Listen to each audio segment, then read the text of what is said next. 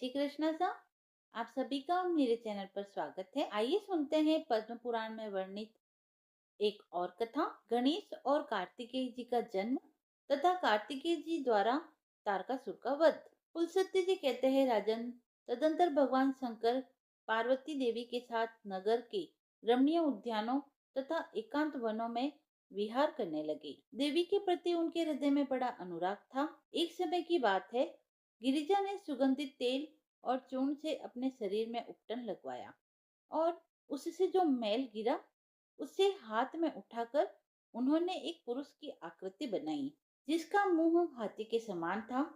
फिर खेल करते हुए भगवती शिवा ने उसे गंगा जी के जल में डाल दिया।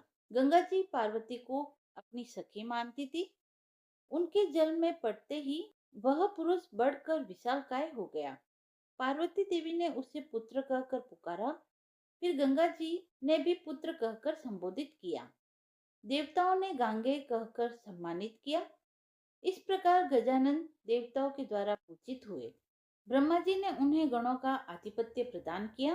तत्पश्चात परम सुंदरी शिवा देवी ने खेल में ही एक वृक्ष बनाया।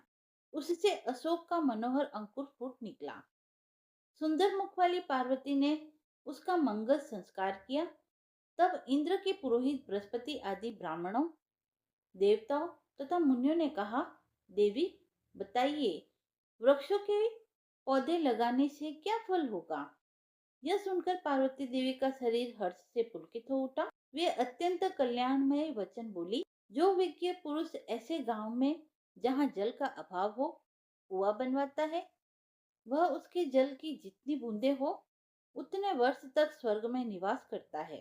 10 कुओं के समान एक बावली, 10 बावलियों के समान एक सरोवर, 10 सरोवर के समान एक कन्या और 10 कन्याओं के समान एक वृक्ष लगाने का फल होता है। यह शुभ मर्यादा नियत है।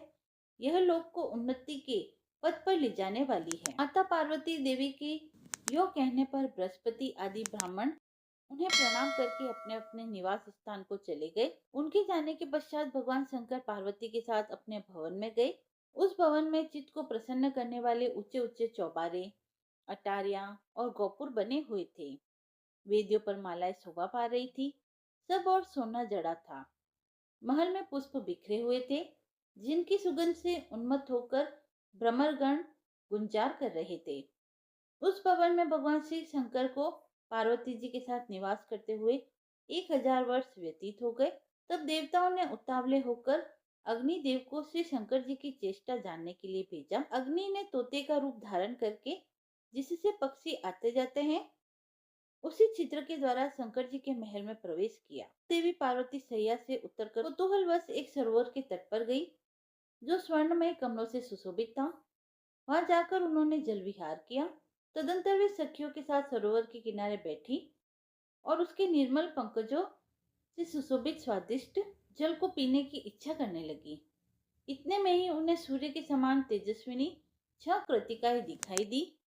वे कमल के पत्ते में उस सरोवर का जल लेकर जब अपने घर को जाने लगी, तब पार्वती देवी ने हर्ष से भरकर कहा, देवियों, कमल के पत्ते में रखे हुए जल को मैं भी देखना चाहती हूँ। वे बोली, सुमुखी, हम तुम्हें इसी शर्त पर जल दे सकती है कि तुम्हारे प्रिय गर्भ में जो पुत्र उत्पन्न हो वह हमारा भी पुत्र माना जाए एवं हम में भी मातृत्व भाव रखने वाला तथा हमारा रक्षक हो। वह पुत्र तीनों लोकों में विख्यात होगा। उसकी बात सुनकर गिरिजा ने कहा, अच्छा, ऐसा ही हो। यह उत्तर पाकर कृतिकाओं को बड़ा हर्ष हुआ और उन्होंने कमल पत्र में स्थित जल में से थोड़ा पार्वती जी को भी दे दिया। उसके साथ पार्वती जी ने भी क्रमशः उस जल का पान किया। जल पीने के बाद तुरंत ही रोग शोक का नाश करने वाला एक सुंदर और अद्भुत बालक पार्वती जी के समक्ष प्रकट हुआ। उसका शरीर सूर्य की किरणों के समान प्रकाश पुंज से व्याप्त था। उसने अपने हाथ में तीक्ष्ण शक्ति शूल अंकुश धारण कर रखे थे। वह अग्नि के समान तेजस्वी और सुवर्ण के समान गोरे रंग का बालक कुत्सित दैत्यों को मारने के लिए प्रकट हुआ था। इसीलिए उसका नाम कुमार हुआ। वह कृतिका के दिए हुए जल से शाखाओं सहित प्रकट हुआ था। वे कल्याणमयी शाखाएं 6 मुखों के रूप में विस्तृत थी। इन इन्हीं सब कारणों से वह 3 लोकों में विशाख, षणमुख, स्कंद, षडानन और कार्तिकेय आदि नामों से विख्यात हुआ। ब्रह्मा, विष्णु, इंद्र और सूर्य आदि समस्त देवताओं ने चंदन, माला, सुंदर धूप, खिलौने, छत्र, चवर, भूषण और अंगराग आदि के द्वारा कुमार षडानन को सावधानी के साथ विधि पूर्वक सेनापति के पद पर अभिषिक्त किया। भगवान विष्णु ने सब तरह के आयुध प्रदान किए। धनाध्यक्ष कुबेर ने 10 लाख यक्षकों की सेना दी। अग्नि ने तेज और वायु ने वाहन अर्पित किए। इस प्रकार देवताओं ने प्रसन्न चित्त से सूर्य के समान तेजस्वी स्कंद को अनंत पदार्थ दिए। तत्पश्चात वे सब पृथ्वी पर घुटने टेक कर बैठ गए और स्तोत्र पढ़कर वरदायक देवता षडानन की स्तुति करने लगे। स्तुति पूर्ण होने के पश्चात कुमार ने कहा, देवताओं, आप लोग शांत होकर बताइए, मैं आपकी कौन सी इच्छा पूरी करूं? यदि आपके मन में चिरकाल से कोई असाध्य कार्य करने की इच्छा हो तो कहिए। देवता बोले, कुमार, तारक नाम से प्रसिद्ध एक दैत्यों का राजा है जो संपूर्ण देवकुल का अंत कर रहा है। वह बलवान, अजय, तीखे स्वभाव वाला, दुराचारी तथा अत्यंत क्रोधी है। सबका नाश करने वाला और दुर्दमन्य है। अतः आप उस दैत्य का वध कीजिए। यही एक कार्य शेष रह गया है जो हम लोगों को बहुत ही भयभीत कर रहा है। देवताओं के यों कहने पर कुमार ने तथास्तु कहकर उनकी आज्ञा स्वीकार की और जगत के लिए कंटक रूप तारकासुर का वध करने के लिए वे देवताओं के पीछे पीछे चले। उस समय समस्त देवता उनकी स्तुति कर रहे थे।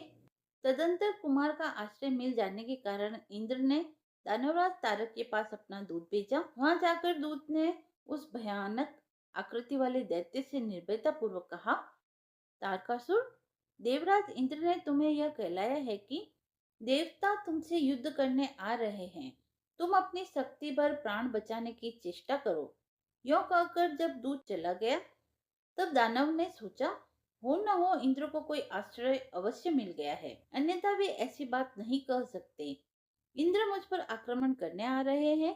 यह वह सोचने लगा, ऐसा कौन अपूर्व योद्धा होगा जिसे मैंने अब तक परास्त नहीं किया है। तारकासुर इसी चिंता में व्याकुल हो रहा था।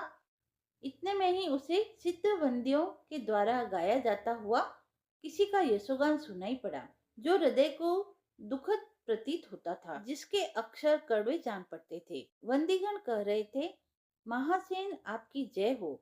आपके मस्तक की चंचल शिखाएं बड़ी सुंदर है। श्री विग्रह की कांति नूतन और निर्मल कमल दल के समान मनोरम जान पड़ती है। आप दैत्य वंश के लिए दुस्सह दावानल के समान हैं। प्रभु विशाख, आपकी जय हो। तीनों लोगों के शोक को समन करने वाले 7 दिन की अवस्था के बालक, आपकी जय हो।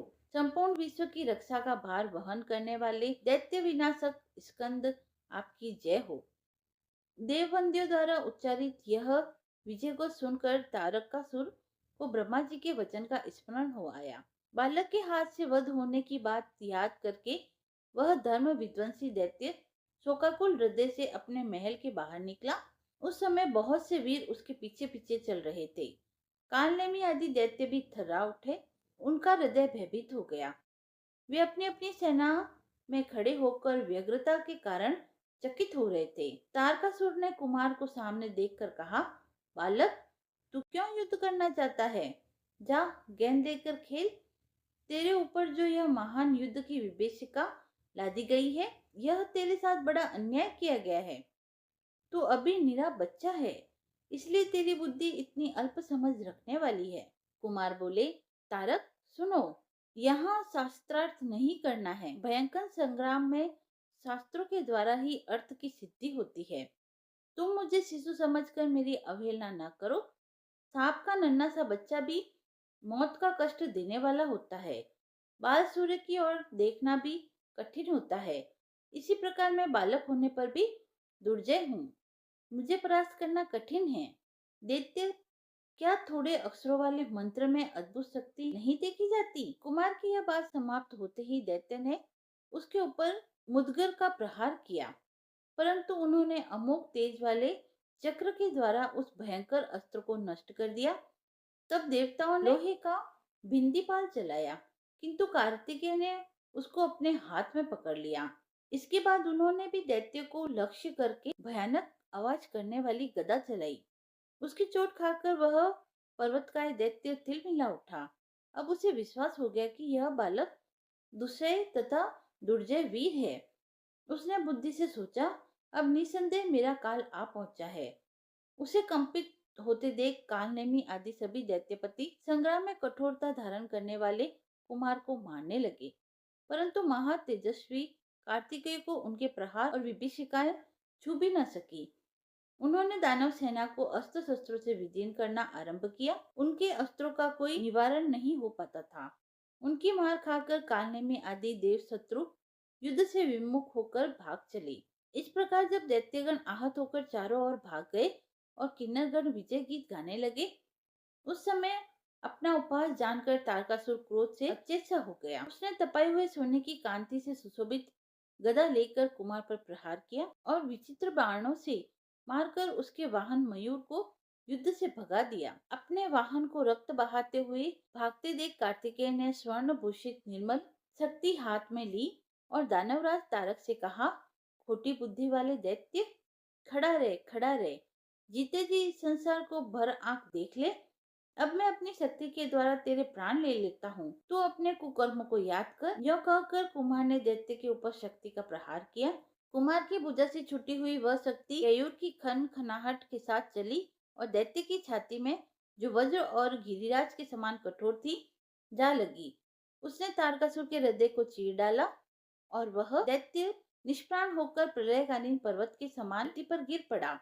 दानवों के धुरंधर वीर दैत्यराज तारक के मारे जाने पर सबका दुख दूर हुआ। देवता लोग कार्तिकेय जी की स्तुति करते हुए क्रीड़ा में मग्न हो गए।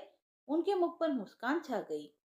वे अपने मानसिक चिंता का परित्याग करके हर्षपूर्ण अपने अपने लोक में गए।